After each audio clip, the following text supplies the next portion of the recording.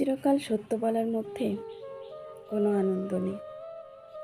তুমি একটা মিথ্যা বলো, বলো পৃথিবীর আকৃতি গোলাপ ফুলের মতো।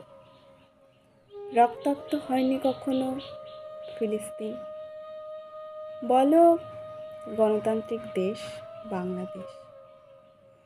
আদম কখনো বিতাড়িত হয়নি বেহেশত থেকে। অথবা বলো ভারত আমাদের বন্ধু রাষ্ট্র।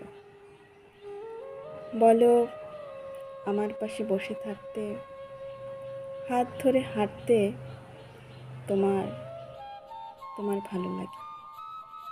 আমি বিশ্বাস করি।